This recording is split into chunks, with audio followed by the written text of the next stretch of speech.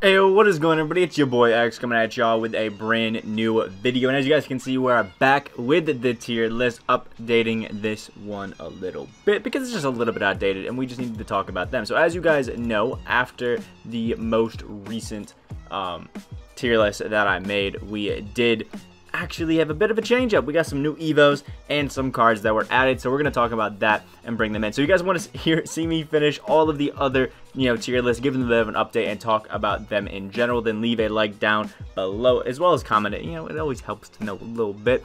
And make sure you guys go down to the link in the description down below and check out my Twitch real quick. I've been streaming a lot more consistently on Twitch, just something to break it up from the YouTube videos, just a little bit more relaxed, have some fun. So go over there. We're really close to affiliate, so it would mean a lot if you guys could go follow and come through some streams. Seriously, would mean a lot. So first, as you guys can see, we have some of the new Evo cards that got some boosts, being Grant Hill, Carmelo Anthony, and Dominique Wilkins. Those are three of the cards that got actual Evo boosts that are primary small forwards. And then after putting out this, we got the new Lamar Odom, Danny Granger, we got Dennis Scott, Michael Porter Jr., Corey Brewer, and James Posey. So we have to talk about them and throw them into some little ranks and see how it's going. So first, obviously, we're going to talk about the Galaxy Opal Grant Hill, a card that I never have been a fan of because his dribbling animations are absolutely trash. I personally don't like his jump shot either, but he did get a huge boost. We're talking, like 20 extra Hall of Fame badges, a bunch of boosts to everything. He really is a demigod stats and badges wise, and it was a lot of redeeming hope for a lot of people that, picked him up and didn't use him for a while because they're like, oh wow, wasted 750 tokens, that's trash. And it doesn't make him, I guess, absolutely atrocious, but I personally feel like he could have been S tier with all of the new animations that he got. But the fact that he also only is a small forward secondary, position, knows no secondary, also hurts him a little bit. But I honestly feel like he's pretty equal to Lights of Scotty, like A tier. I feel like I can use a lot of these cards that are above him just as well as certain cards. I just feel like it's not as, I don't know, I feel like the dribbling animations just don't help him out a lot. And when it comes to a small forward, you kind of need some good dribbling animations. And I also want to correct something real quick because a lot of people were confused as to why I have Andre Karolinko here when James Worthy is literally the exact same. And really, it was just personal spite. Technically, the list should be like this, and AK should be up in S tier. Don't worry, y'all. I love AK as a card, so I knocked him down a little bit of a tier because he's not as good as I wanted him to be. It was just personal beef, basically. Next, with an Evo, is Carmelo Anthony. Now, he gets some small boosts, but if we're being honest, he was already S+ tier, so he's still S+ tier. Like, getting even better just leaves him S+ tier. I'll knock him over Josh Smith. I think he's still equal with KD, but just some nice little boost here and there that help out the card. It's nothing really big to talk about. Carmelo already could do everything that you needed out of him at both positions, small forward and power forward, so it really wasn't a big deal what boosts he got, but some nice boosts just to add to it, because any card, if it could be a little bit better, it's nice to be a little bit better, obviously.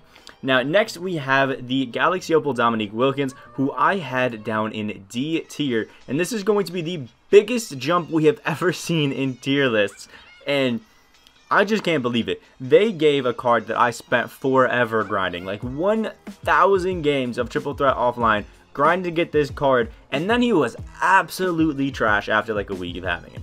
Like, Dominique Wilkins, the main problem was originally he didn't have quick draw. They had to add quick draw to him, so he already didn't have a fast release. He didn't have a lot of Hall of Fame badges. At Galaxy Opal, he had 7 Hall of Fame badges, and that is literally, I'm pretty sure, less than almost every single card that we have on this list, besides maybe this Jalen Rose, who I don't think has any. I'm pretty sure Ruby Derrick Jones Jr. has 7 Hall of Fame badges. That's how many Dominique Wilkins had. Now, Dominique Wilkins, with his Evo, gets probably some of the best boosts that you will ever see with a card. His post fade goes up, his post hook, his post moves, his 3-point goes up to a 95, and he actually has sharp takeover when I use him because it's a 99 shot 3. His pass accuracy, offensive, defensive rebounding, his perimeter, interior, and lateral quickness all go up. Block and steal are going up. Defensive consistency, help defensive speed with ball goes up by 11 up to 94. His strength and stamina both go up too. He gets, I'm pretty sure, 30 Hall of Fame badges now and goes to 37 total Hall of Fame badges. He gains gold quick draw, gold range extender, sorry, and floor general just to help him out a bunch. He gets tight handles, needle threader handles for days, bailout. Like, he seriously becomes one of the best cards, and he goes up to half quick draw with one of the fastest releases in the game. He's 6'7". I would run him at the shooting guard if I'm being honest, but even at small forward, he is still an S+ tier card. I do think he is below the likes of Josh Smith,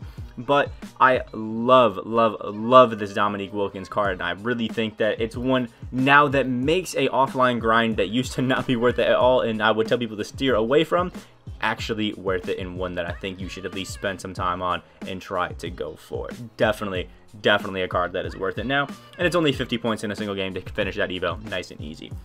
Next we have Galaxy Opal Lamar Odom. Y'all know I was the biggest stan of the Diamond Lamar Odom that we had in the game. Absolutely loved that card. It was one of my favorites, and I, to this day, still love him. I mean, I threw him B tier despite him being super outdated. Only like 7 Hoff badges, super outdated, and he's still in B tier. And this Lamar Odom is easy S+ tier. I mean, he's 6'10" at small forward, is just super overpowered. He can literally do everything, shoot the ball well. He can play defense on the perimeter and inside. He can rebound super well and just do everything.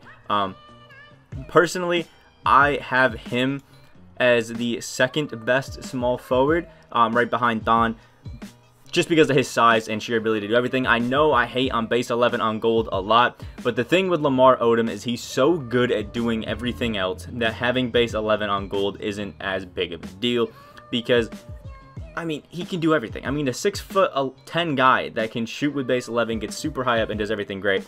I don't feel like you can really knock Lamar Odom for having it, for how great he is at everything else. I mean, you know what I mean? It's like nobody knocks Giannis for not having range sometimes because he's just that good. It helps. Next, we have the Galaxy Opal Danny Granger, who I think is a great card. Definitely better at the 2 than he is at the 3 because he's 6'9", I'm pretty sure. But the thing that hurts Danny Granger is I think he has base 11 on this card as well. I can't remember exactly if it's gold or Hall of Fame quick draw, but either way, he has base 11, which takes a bit of learning curve. But the thing that hurts Danny Granger more than anything else in the game is the fact that he only has shitty dribble animations. Like, he only has shitty dribble animations. None of the animations that he has for dribbling, personally, I feel like are good. All of them just fall flat for me. So, as a 3-and-D guy, straight catch and shoot threes and playing some defense, he's amazing. But when it comes to actually trying to get open, maneuver with him, and just do anything in general, it just feels sluggish, it feels clunky, and to me, it's just not worth it. But he can play some great defense because of his size, so I think we're going to throw him A+ tier, because once you get past some learning curves and you actually use him, he's basically a better version of Jimmy Butler, or an equal version of Kawhi, despite Kawhi having some great animations. So I think you could use this card, but it's suited to a certain play style and a certain way of playing the game that you really have to know how to play that way in order for this card to truly be that A+ tier card, if that makes sense to you guys.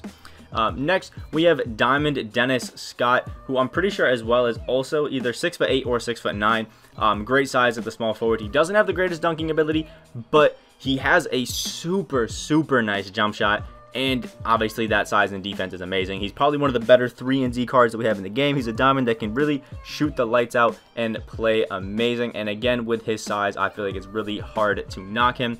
I'm personally going to throw him at the A tier. I think he is really close to that top tier of cards, but I don't feel comfortable throwing him above A tier without the ability to dunk super well. I feel like as a small forward, they really have to do everything at that. You know, you have to shoot the 3-ball well, drive to the basket great, and play some good defense. And I feel like Dennis Scott just doesn't do that quite as good as everybody else. He's only has like a 65 driving dunk. Next we have Michael Porter Jr., who is literally Kevin Durant, in my opinion, with a better jump shot. I personally don't like the KD jump shot this year. They just added a weird hitch to it that makes it feel awful or awkward. He has some great dribbling animations. Again, he's 6'10", so a little bit taller than KD, and can just play great. Actually, I think he's equal. I think KD might be 6'10" this year too, or he's 6'9", I think. But either way, I think Michael Porter Jr. is just KD, but better because of better animations to me personally. So we're throwing him in S+ tier, right behind Thon Maker. These easily are my top 3. I think I said Lamar Odom was like my second best small forward, but I lied and forgot about Michael Porter Jr. So I know I contradicted myself, but it was because I was being an idiot. Lamar Odom is, for me personally, number 3, and then we have the Michael Porter Jr. at number 2. He's just a great card, and one that I would highly recommend picking up if you have the MT, but put it off because there's been some leaks. There's going to be some crazy super packs coming, so just you know, keep your eye out for that, you know. Next we have Diamond Corey Brewer, who basically does everything that you want out of the Dennis Scott, shooting the 3-ball and playing good defense, and then also has the ability to at least drive the ball a little bit, if I'm not mistaken. Corey Brewer always has been just a great offensive card in 2K. Yeah, he's a 95 driving dunk. Always been a great card. He can play some great defense as that 90 shot 3. He can speed boost and has some pretty good speed. He needs a speed with ball shoot to really unlock his full potential, but has range, quick draw, and a nice release. So I think if we're taking into consideration the fact that you can put a speed with ball shoe on him and increase that up, along with floor general and stuff like that, I think this card is great, and we can throw him solidly into the A+ tier category. I feel like he's right on par with Danny Granger, and honestly has some better animation, so maybe we'll just slide him right above him and have that there. And then next we have James Posey, who is the definition of what you want out of a 3-and-D card. A pretty good release, and again, great defense and just great shooting in general. He is the definition of just a nice 3-and-D card. Has off range, off clamps, everything that you would want out of him, he provides. But I don't think that he is, I guess, a top tier card. But when it comes to what he can do, he's top tier, if that makes sense. Like, what he's meant to do, 3-and-D, he's top tier at.